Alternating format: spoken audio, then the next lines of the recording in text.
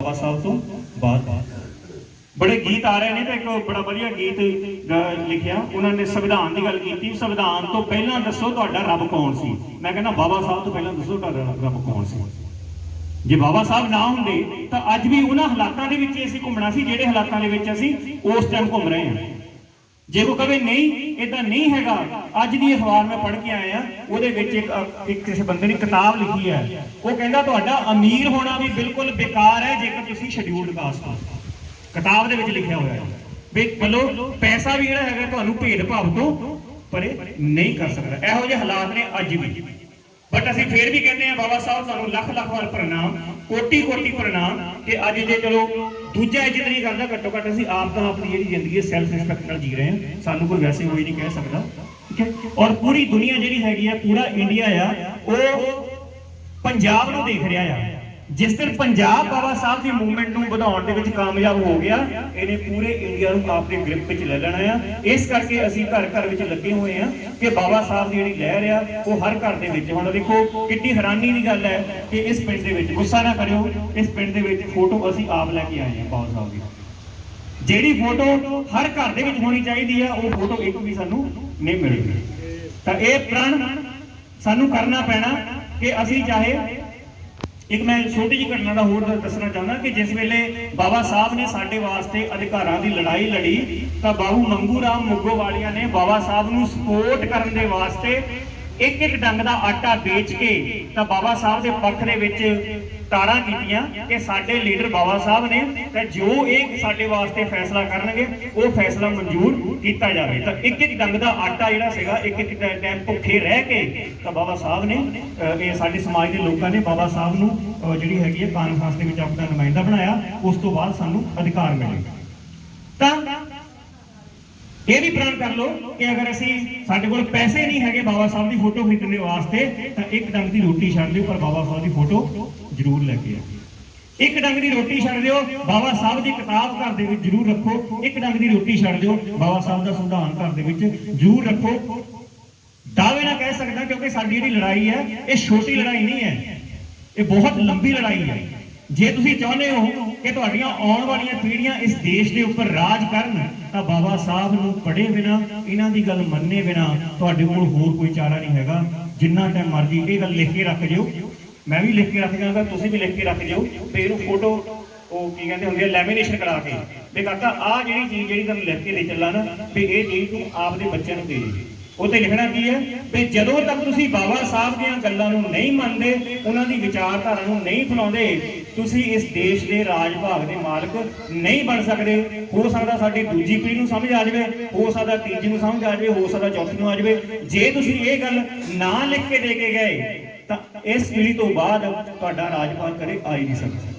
ਇਹ ਵੀ ਗੱਲ ਜਾਂ ਫਿਰ ਇਹ ਵੀ ਗੱਲ ਲਿਖ ਕੇ ਚੱਲੇ क्योंकि जेकर असी सदियां तक बाबा साहब नूं रखना है सदियां तक असी अपनी पीढ़ियां नूं जिंदा रखना है तो सानू बाबा साहब की विचारधारा नूं अगे फैलाना चाहिए है। और ये क्यों मैं कह रहे हैं क्योंकि जेकर इस देश के विच समानता होंदी बाबा साहब ने दो ऑप्शन दित्तियां सीगियां। उन्होंने दो ऑप्शन दित्तियां सी भी जां तां तुसीं सारियां जातां खत्म कर दो सारे धर्म खत्म कर दो कोई उच्चा नहीं कोई नीवा नहीं सारे बराबर है। जिहदे विच जोर होगा वो अगे आ जाऊगा जिहदे विच नहीं होगा पिछे रह जाऊगा वो गल वक्री है। अज कहा जाता है ना भी मतलब मैरिट नूं बनाओ रिजर्वेशन खत्म करो भी जिहड़ा बंदा वध पढ़दा है उहनूं करो। बाबा साहब कहते ठीक है मैं सारा कुछ करने तैयार है तुसीं सब कुछ खत्म कर दो ना कोई उच्चा ना कोई नीवा ना कोई जात ना पात ना धर्म फिर देख लांगे जिहड़ा अगे आना चाहूगा आ जाऊगा।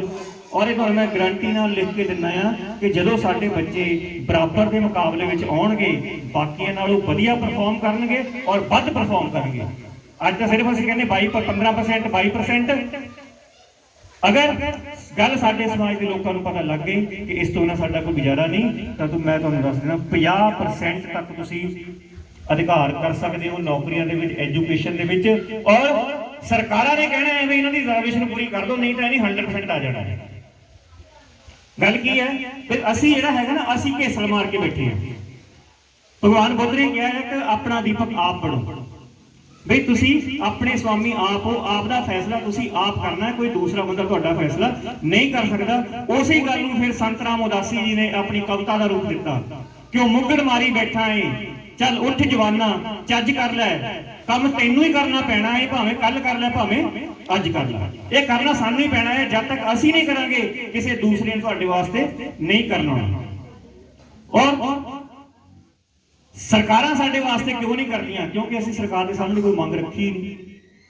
ਸਰਕਾਰ ਦੇ ਸਾਹਮਣੇ ਕਦੇ ਕੋਈ ਮੰਗ ਰੱਖੀ ਹੈ? ਵੱਧ ਤੋਂ ਵੱਧ ਇਹੀ ਹੁੰਦੀ ਹੈ, ਸਾਡੇ ਵਿਆਹ, ਸਾਡੀ ਨਾਲੀਆਂ ਪੱਕੀਆਂ ਕਰ ਦਿਓ, ਗਲੀਆਂ ਪੱਕੀਆਂ ਕਰ ਦਿਓ। ਇਹ ਤੋਂ ਅੱਗੇ ਮੰਗ ਰੱਖੋ ਸਾਡੇ ਘਰ ਦੇ ਵਿੱਚ ਹਰ ਬੱਚੇ ਨੂੰ ਰੁਜ਼ਗਾਰ ਮਿਲਣਾ ਚਾਹੀਦਾ ਹੈ। ਘੱਟੋ ਘੱਟ 20-25 ਹਜ਼ਾਰ ਰੁਪਇਆ ਸਾਡੇ ਬੱਚੇ ਨੂੰ ਮਿਲਣਾ ਚਾਹੀਦਾ ਹੈ। ਚਾਹੇ ਕੋਈ ਸਰਪੰਚ ਤੁਹਾਡੇ ਕੋਲ ਵੋਟ ਮੰਗਣਾ ਹੋਵੇ, ਚਾਹੇ ਕੋਈ MLA ਮੰਗਣਾ ਹੋਵੇ, MP ਮੰਗਣਾ ਹੋਵੇ, ਦੱਸੋ ਜੀ ਆਹ ਤਾਂ ਕਰੋ ਸਾਡੇ ਲਈ। ਗਲੀਆਂ ਨਾਲੀਆਂ ਮੇਰੇ ਕੋਲ 25,000 ਰੁਪਇਆ ਮਹੀਨੇ ਦਾ ਆਉਂਦਾ ਹੋਵੇ ਤਾਂ ਮੈਂ ਆਪਣੀ ਮੋਹਰ ਦੀ ਗਲੀ ਨਹੀਂ ਠੀਕ ਕਰਵਾ ਸਕਦਾ ਕਿ ਨਹੀਂ? ਟੈਕਸ ਪਤਾ ਕਿੰਨਾ ਦਿੰਦੇ ਹੋ ਤੁਸੀਂ? ਜੇ 1 ਸਾਲ ਦੇ ਵਿੱਚ ਅਸੀਂ 2 ਲੱਖ ਰੁਪਇਆ ਖਰਚ ਕਰਦੇ ਆ ਕਿਸੇ ਵੀ ਚੀਜ਼ ਦੇ ਉੱਪਰ, ਘੱਟੋ ਘੱਟ ਤੁਸੀਂ 50 ਤੋਂ 60 ਹਜ਼ਾਰ ਰੁਪਇਆ ਟੈਕਸ ਹੀ ਦਿੰਦੇ ਹੋ। 60,000 ਰੁਪਇਆ ਟੈਕਸ। ਤੇ ਜੇ ਤੁਸੀਂ 60,000 ਰੁਪਇਆ ਤੁਹਾਡੇ ਘਰੇ ਆਉਂਦਾ ਹੋਵੇ, 2-2.5 ਲੱਖ ਰੁਪਇਆ ਹੋਰ ਆਉਂਦਾ ਹੋਵੇ, ਤਾਂ 60,000 ਰੁਪਏ ਦਾ ਕੀ ਤੁਹਾਡੇ ਕਿੰਨਾ ਸਾਡੇ 20-25 ਫੁੱਟ ਸਾਡਾ ਫਰੰਟ ਹੋਏਗਾ, ਤੇ 25 ਫੁੱਟ ਦੀ ਅਸੀਂ ਗਲੀ ਨਹੀਂ ਆਪਣੀ ਪੱਕੀ ਕਰਾ ਸਕਦੇ, ਨਾਲੀ ਨਹੀਂ ਪੱਕੀ ਕਰਾ ਸਕਦੇ, ਆਪਣੇ ਪੈਸੇ ਇਕੱਠੇ ਕਰਕੇ ਸਭ ਕੁਝ ਕਰਾ ਸਕਦੇ। ਇਸ ਕਰਕੇ ਘਾਟ ਕੀ ਹੈ? ਬਾਬਾ ਸਾਹਿਬ ਕਹਿੰਦੇ ਵੀ ਕੋਈ ਵੀ ਜਿਹੜੀ ਵਿਚਾਰਧਾਰਾ ਆ ਉਹ ਇਸ ਕਰਕੇ ਮਰ ਜਾਂਦੀ ਹੈ ਕਿਉਂਕਿ ਉਹਨੂੰ ਕੋਈ ਫਲਾਉਣ ਵਾਲਾ ਨਹੀਂ ਹੁੰਦਾ। ਜਦੋਂ ਕੋਈ ਫਲਾਉਣ ਵਾਲਾ ਨਹੀਂ ਹੁੰਦਾ ਉਹ ਵਿਚਾਰਧਾਰਾ ਖਤਮ ਹੈ। ਤੇ ਅਸੀਂ ਇਸ ਵਿਚਾਰਧਾਰਾ ਨੂੰ ਘਰ ਘਰ ਫਲਾਉਣ ਜਾ ਰਹੇ ਹਾਂ। ਅੱਜ ਦਾ ਇਹ ਜੋ ਪ੍ਰੋਗਰਾਮ ਕਰਵਾ ਰਹੇ ਹਾਂ, ਇਹ ਪ੍ਰੋਗਰਾਮ ਕਰਾਉਣ ਦਾ ਮਕਸਦ ਇਹ ਨਹੀਂ ਹੈ ਕਿ ਅਸੀਂ ਸਿਰਫ ਬਾਬਾ ਸਾਹਿਬ ਨੂੰ ਯਾਦ ਕਰਨਾ ਆ ਔਰ ਇਹ ਭਾਸ਼ਣ ਦੇਣੇ ਨੇ, ਬਲਕਿ ਸਾਡਾ ਮਕਸਦ ਇਹ ਹੈ ਕਿ ਅੱਜ ਅਸੀਂ ਪਿਛਲੀ ਵਾਰੀ ਮੈਂ ਕਿਹਾ ਸੀਗਾ ਕਿ ਅਸੀਂ ਆਏ ਹਾਂ, ਅਸੀਂ ਬਾਰ-ਬਾਰ ਆਵਾਂਗੇ, ਬਾਰ-ਬਾਰ ਆਉਣਾ ਆ ਔਰ ਸਾਨੂੰ ਦਰਵਾਜ਼ੇ ਖੁੱਲੇ ਰੱਖਿਓ ਤਾਂ ਕਿ ਹਰ ਵਾਰ ਇੱਕ ਨਵੀਂ ਗੱਲ ਲੈ ਕੇ ਆਈਏ, ਹਰ ਵਾਰ ਇੱਕ ਨਵਾਂ ਸੁਨੇਹਾ ਤੁਹਾਨੂੰ ਦੇ ਕੇ ਜਾਈਏ। ਬਾਰ-ਬਾਰ ਦਰਵਾਜ਼ਾ ਖੜਕਦਾ ਰਹੇਗਾ ਤਾਂ ਹੀ ਜਿਹੜਾ ਹੈਗਾ ਸਾਡੇ ਸਮਾਜ ਦੇ ਲੋਕ ਜਿਹੜੇ ਹੈਗੇ ਨੇ ਉਹ ਜਾਗਣਗੇ। ਔਰ ਬੱਚਿਆਂ ਨੂੰ ਪੜ੍ਹਾਉਣਾ ਜਿਹੜਾ ਹੈਗਾ ਬਹੁਤ ਜ਼ਰੂਰੀ ਹੈ। ਹੁਣ ਦੇਖੋ ਤੁਹਾਡੇ ਬਿਲਕੁਲ ਕੋਲ 2 ਸਕੂਲ ਨੇ, ਤੇ ਜੇਕਰ ਅਸੀਂ ਬੱਚੇ ਨੂੰ ਇੱਥੋਂ ਲੈ ਕੇ ਇੱਥੇ ਤੱਕ ਭੇਜ ਨਹੀਂ ਸਕਦੇ, ਘੱਟੋ ਘੱਟ ਸਾਡਾ 2-2.5 ਹਜ਼ਾਰ ਰੁਪਇਆ ਸਾਡਾ ਬੱਸ ਦਾ ਜਿਹੜਾ ਹੈਗਾ ਬਚ ਜਾਂਦਾ ਹੈ।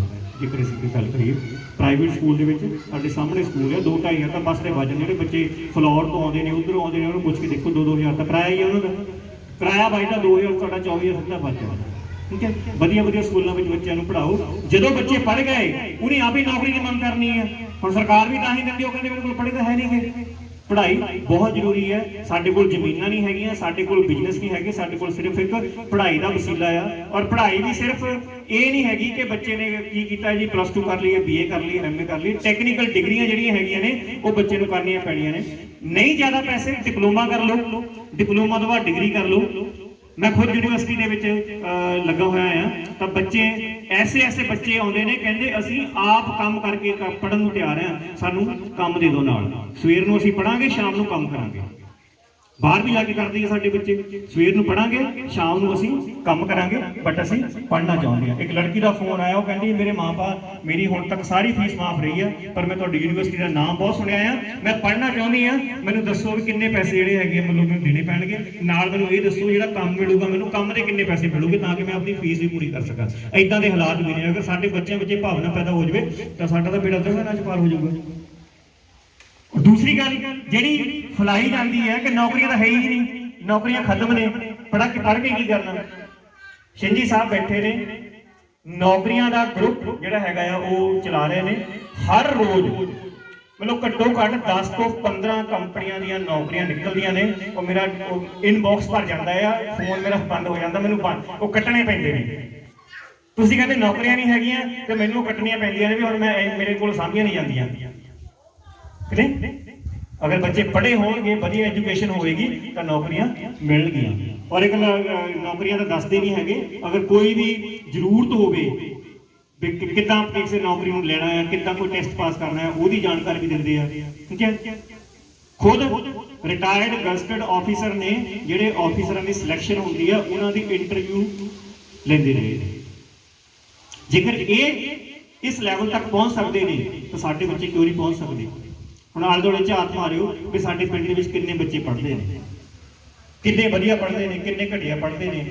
ਅਸੀਂ ਤਾਂ ਇਹ ਵੀ ਕਰਨ ਨੂੰ ਤਿਆਰ ਹਾਂ, ਅਗਰ ਤੁਸੀਂ ਚਾਹੋ ਤੇ ਇਸ ਪਿੰਡ ਦੇ ਵਿੱਚ ਕੋਈ ਇੱਕ ਛੋਟਾ ਜਿਹਾ ਇੰਨੀ ਜਗ੍ਹਾ ਹੈ ਤੁਹਾਡੇ ਕੋਲ, ਟਿਊਸ਼ਨ ਸੈਂਟਰ ਵੀ ਤੁਸੀਂ ਇੱਥੇ ਖੋਲ ਲਓ ਤੇ ਪਿੰਡ ਵਾਲੇ 100 ਰੁਪਏ ਇਕੱਠਾ ਕਰਕੇ ਗਏ ਟੀਚਰ ਨੂੰ ਇੱਕ ਲਾ ਲੈਣਾ, ਭਾਈ ਸਾਡੇ ਬੱਚੇ ਪੜ੍ਹਾਓ, ਜਿੱਦਾਂ ਮਰਜ਼ੀ ਪੜ੍ਹਾਓ, ਹਰ ਹਾਲਤ ਦੇ ਵਿੱਚ। ਇਸ ਤੋਂ ਹੋਰ ਕਿਸੇ ਨੇ ਤੁਹਾਨੂੰ ਆ ਕੇ ਕਦੇ ਇਹ ਗੱਲਾਂ ਨਹੀਂ ਕਰਨੀਆਂ ਹੈਗੀਆਂ।